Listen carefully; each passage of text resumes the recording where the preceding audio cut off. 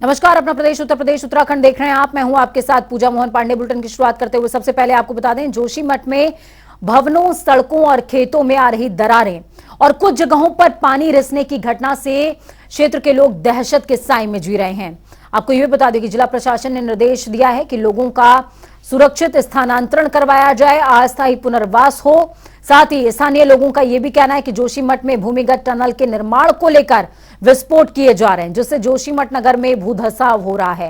हालांकि प्रशासन ने जोशीमठ में सभी निर्माण कार्यों पर रोक लगा दी है।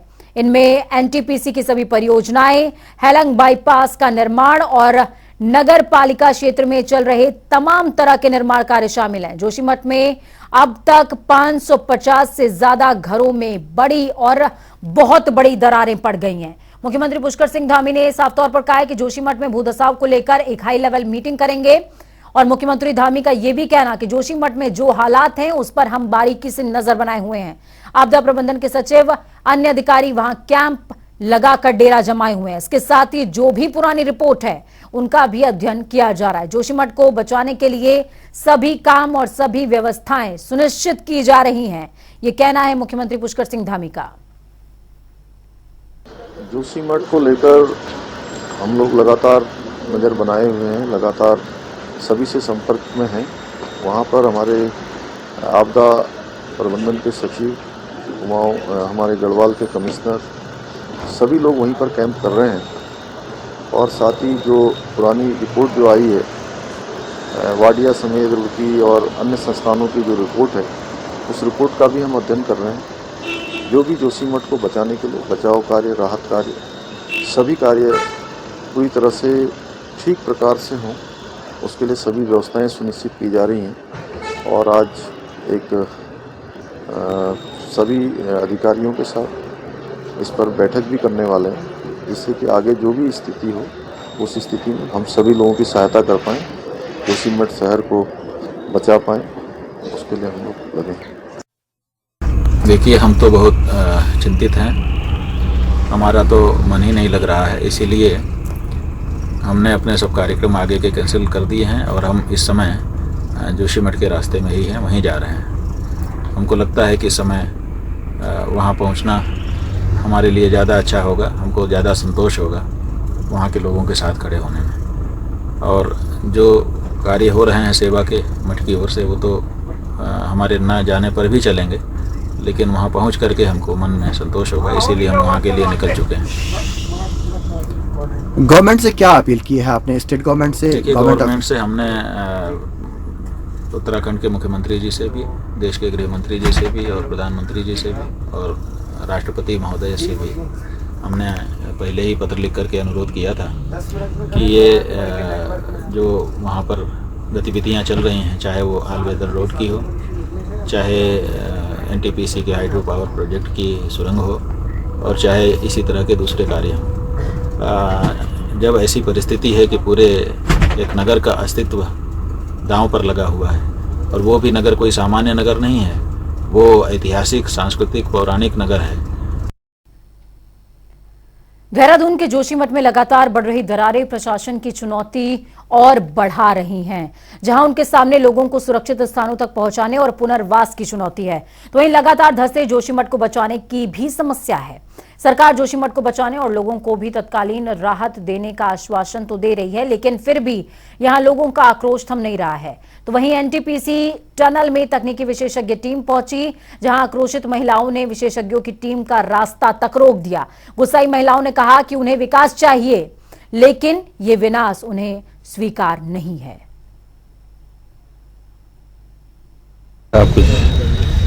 बहुत ही गंभीर विषय आज प्रदेश के सामने है और हमारे भाई जोशीमठ में इस सर्दियों की रातों को सड़कों पर अलाव जलाकर भी किसी तरह वहां पर बिता रहे हैं। प्रदेश में लोकतांत्रिक ढंग से चुनी हुई सरकार जनता के हित में कार्य करने वाली होती है, लेकिन अफसोस है कि हमारे प्रदेश की सरकार के कानों में अब तक जू नहीं रहेगा। आज कितने दिनों से लोग रातों को घरों से बाहर बैठकर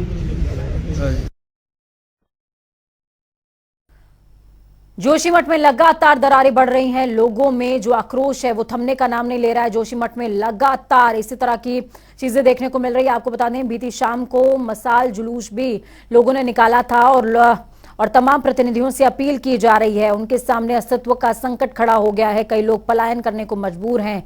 घर के घर तबाह होने की कगार पर हैं। ग्राउंड जीरो का रुख करते हैं। हमारे साथ में अजीत काम्बोज जुड़ चुके हैं। हरीश रावत हमारे साथ में जुड़े हुए हैं फोन लाइन पर। हरीश जी, बहुत स्वागत जनता टीवी पर। जोशीमठ आप लोग पहुंचे भी हुए थे और मैंने देखा भी कि मसाल जुलूस में आप शामिल हुए। उसके बाद आप सरकार से भी तमाम तरह की बातें कहते नजर आ रहे हैं, लेकिन ऐसा ये भी सामने आ रहा है कि आपकी गवर्नमेंट के दौरान भी कई ऐसी कमियां थी जो उस दौरान भी दरारें देखने को मिली थी, लेकिन आप लोग जागे नहीं। 2016 में जब हम आपदा का वो कर रहे थे जी, 2014-15 में जी, तो उस समय हमने इसको स्टडी किया था। ऐसी स्थिति नहीं थी, लेकिन उस समय मैंने कुछ इंस्ट्रक्शंस दिए थे जी, और उनका पालन भी हुआ था। एक तो हमने ड्रेनेज सिस्टम वहाँ मजबूत करने के लिए कहा था। दूसरा, हमने कंस्ट्रक्शन पर रोक लगाई थी। हमने कहा हैवी कंस्ट्रक्शंस नहीं होंगे, लाइट मटेरियल से ही हाउसेस का एक्सटेंशन इत्यादि होगा। और तीसरा, हमने जो है नगर पालिका से कहा था कि तुम लोग जो है जो वेस्ट मैनेजमेंट है उसकी व्यवस्थाएं वो करोगे, और पेड़ों के काटने पर हमने प्रतिबंध लगा दिया था। और नीचे अलकनंदा के किनारे हमने रिवर में इन्वेस्टमेंट बनाना शुरू किया था, बल्कि कुछ इन्वेस्टमेंट बने भी थे जो बाद में जो है हमारे जाने के बाद काम रुक गया, उस पर काम आगे नहीं बढ़ा। तो इसलिए ये कहना कि हमारे समय में कुछ नहीं हुआ, जबकि उस समय ऐसी प्रॉब्लम नहीं आई थी।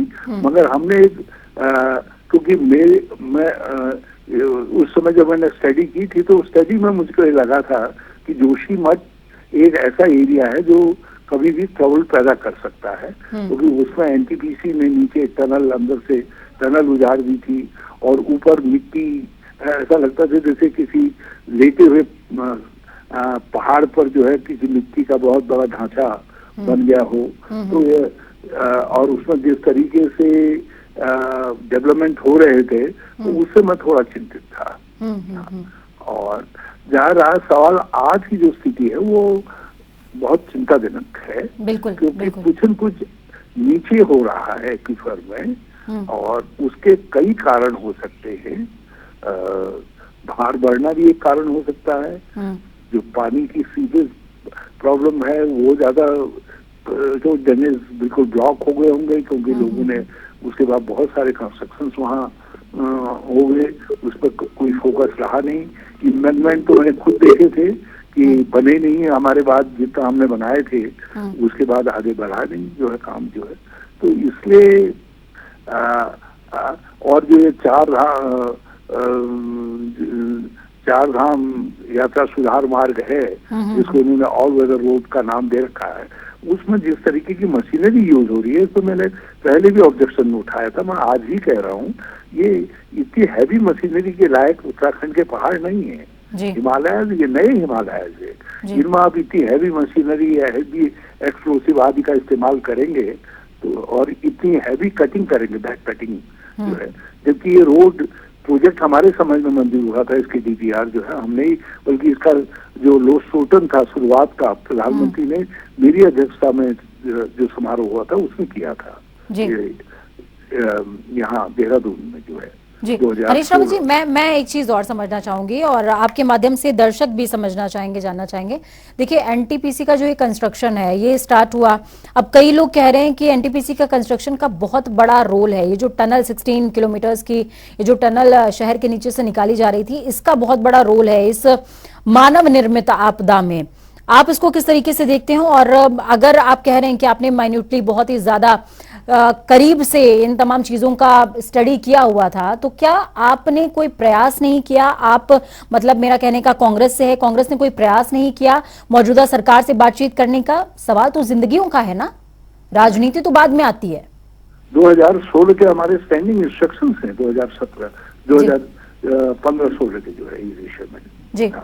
और ये चीजें मैंने मीटिंग में भी कही है, वहाँ पब्लिक मीटिंग में भी कही है लोगों से, जो है ऐसा कुछ नहीं है। क्योंकि मेरा अपना मानना है वहाँ की जो जैव विविधता और कल्चरल हेरिटेज जो है वहाँ की, वो इतनी मजबूत है और सीनिक ब्यूटी इतनी जबरदस्त है कि हम यदि दूसरी कॉमर्शियल एक्टिविटीज को बंद भी कर दें तो जोशीमठ राज्य के लिए भी और उस एरिया के लोगों की आजीविका के लिए भी एक बहुत बड़ा स्रोत बना रहेगा। तो हम तो ये होगा कि अंडे के लिए मुर्गी मार देने जैसा होगा यदि मान लिया हम वहाँ हैवी कंस्ट्रक्शन करते हैं, टनल्स बनते हैं, दूसरी चीजें करती हैं। अब वो 4 धाम यात्रा मार्ग की सुधार के नाम पर जिस तरीके से कटिंग हो रही है बेसाख्ता, ये पिछले दिनों में बद्रीनाथ जी के दर्शन करके लौटा था वहाँ, तो मैंने जब देखा मुझको तो बड़ा अफसोस हुआ। मैंने तो रुक करके भी कहा, ठेकेदार जो काम करवा रहा था मैंने उससे कहा, मैंने कहा भाई क्या कर रहे हो तुम लोग।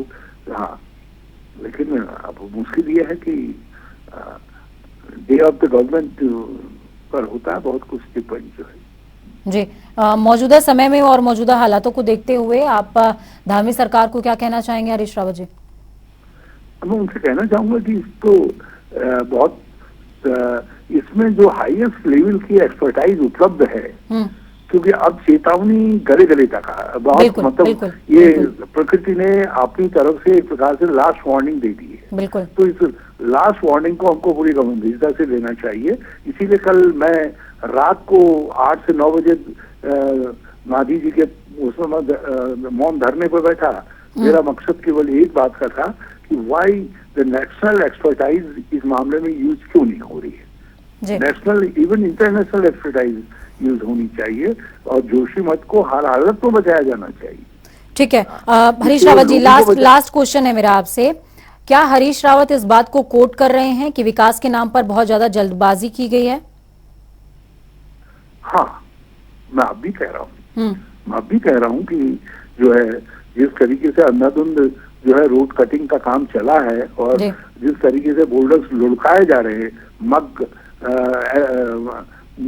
जो मग निकलता है उसके डिस्पोजल का कहीं वो बनाए नहीं गए हैं, उसकी कोई व्यवस्था नहीं है।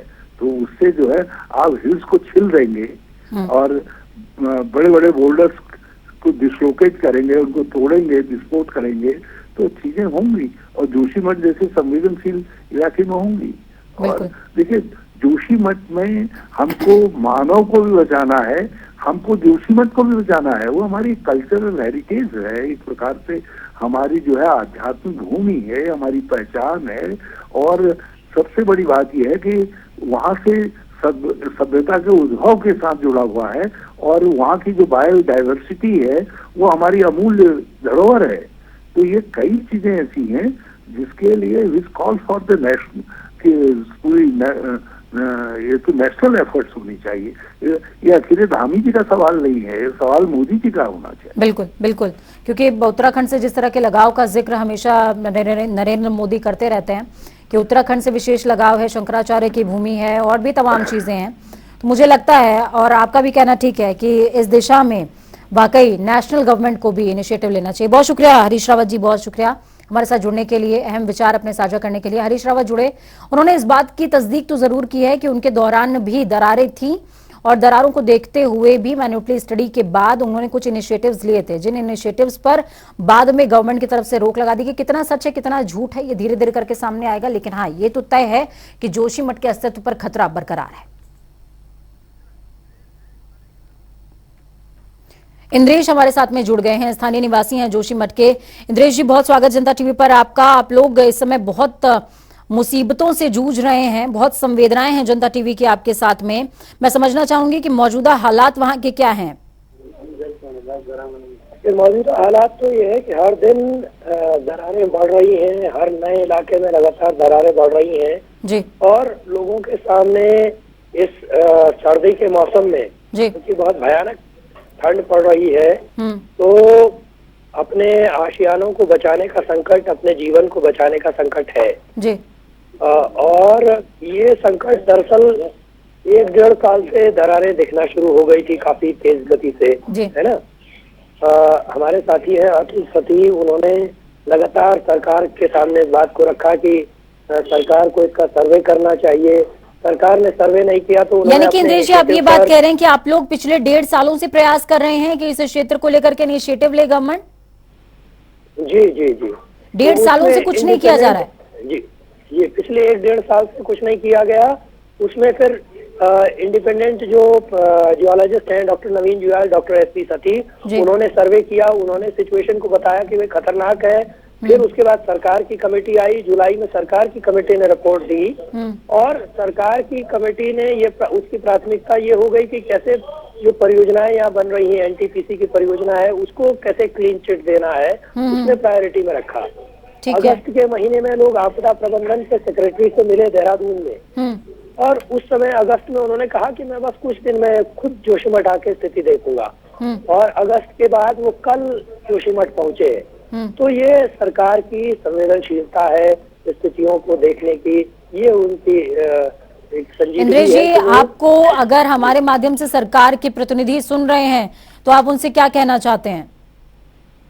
देखिए, सरकार को इस वक्त एक तो लोगों को तुरंत से उनका पुनर्वास, राहत के दिशा में सोचना चाहिए। ये काम जो एनटीपीसी का काम है, जो हेलंग मारवाड़ी बाईपास का काम है, इस काम को बंद कराया जाना चाहिए। अभी प्राथमिकता ये नहीं होनी चाहिए कि प्रोजेक्ट पर सवाल न उठे, प्राथमिकता ये होनी चाहिए कि लोग कैसे सुरक्षित रहेंगे। एक पूरा शहर जो एक ऐतिहासिक, अब प्रोजेक्ट का सवाल रह ही नहीं गया इंद्रेश जी, प्रोजेक्ट की पोल तो सबके सामने खुल चुकी है। बहुत शुक्रिया हमारे साथ जुड़ने के लिए, वहां के स्थानीय हालात बताने के लिए। तो इंद्रेश जी जुड़े हमारे साथ में, स्थानीय निवासी हैं उस क्षेत्र के, साफ तौर पर कह रहे हैं कि 1.5 साल पहले से कवायद हमने तेज कर दी थी, लेकिन उसके बावजूद भी सरकार के जो प्रतिनिधि हैं वो इसी बात पर लगे रहे कि कैसे एनटीपीसी और तमाम परियोजनाओं को क्लीन चिट देनी है। सोचिए, अगर कोई सरकार अपने लोगों की जान को लेकर के इतनी ज्यादा संवेदनहीन हो जाए तो लोगों को आस किससे होनी चाहिए?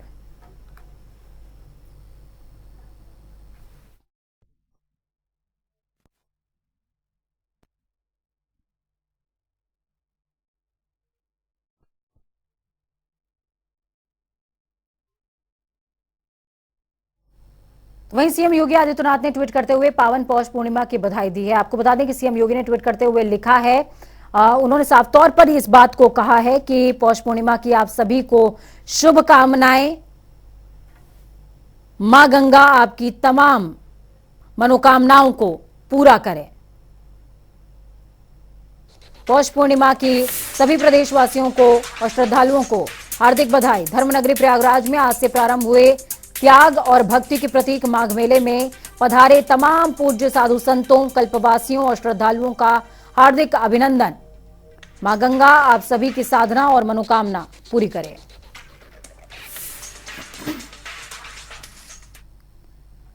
उत्तर प्रदेश के गांव-गांव में शासन प्रशासन के कामों को पहुंचाने के लिए और ग्रामीणों से सीधे संवाद स्थापित करने के लिए डिप्टी सीएम प्रदेश में काम कर रहे हैं। 25,000 ग्राम चौपालों का आयोजन किया जा रहा है और इसी कवायद में आज रायबरेली पहुंचे डिप्टी सीएम ने शिवगढ़ ब्लॉक के रायपुर नेरुआ गांव में ग्राम चौपाल का आयोजन किया।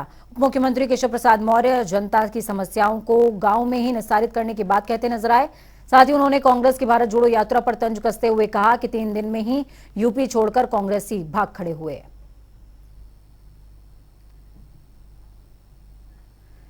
पीडब्ल्यूडी मुख्यालय में 1 दिवसीय प्रशिक्षण का लोक निर्माण मंत्री जितिन प्रसाद ने उद्घाटन किया। वहीं ब्लैक स्पॉट के अल्पकालिक सुधारीकरण प्रशिक्षण कार्यक्रम का आयोजन भी किया गया। कार्यक्रम में राज्य मंत्री ब्रजेश सिंह भी मौजूद रहे। तो वहीं अधिशासी सहायक और अपर अभियंता ऑनलाइन जुड़े।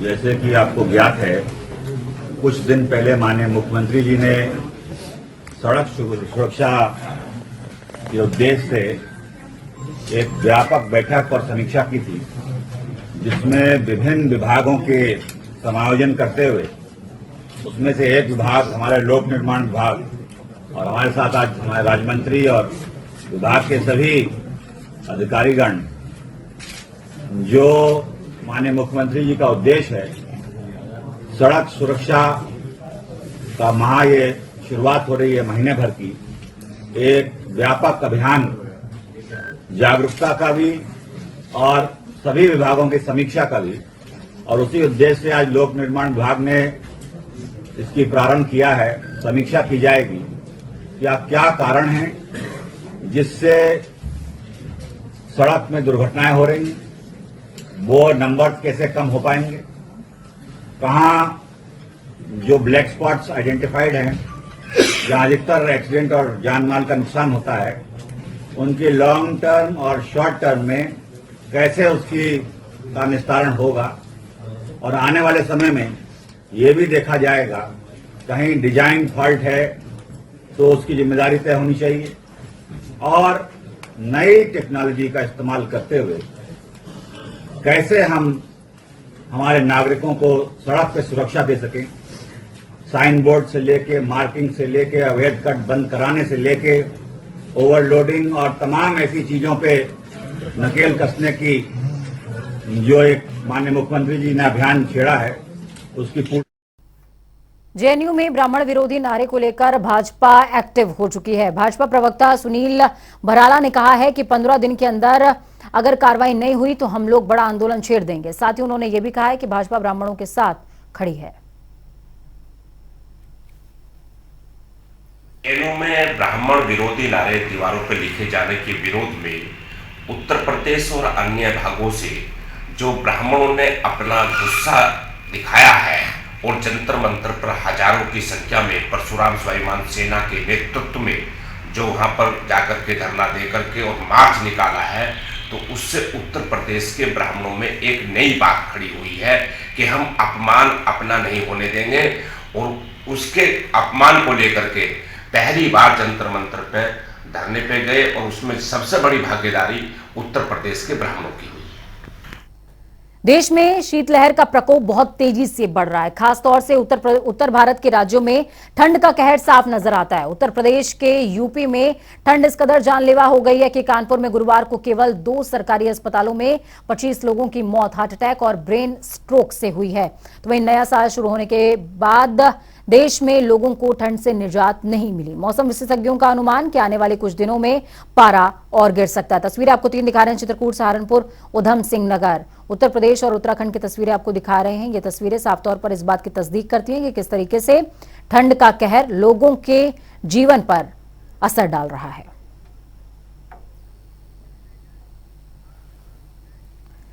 G20 सम्मेलन को लेकर राज्य सरकार और जिला प्रशासन ने तैयारियों को लेकर कवायद तेज कर दी है।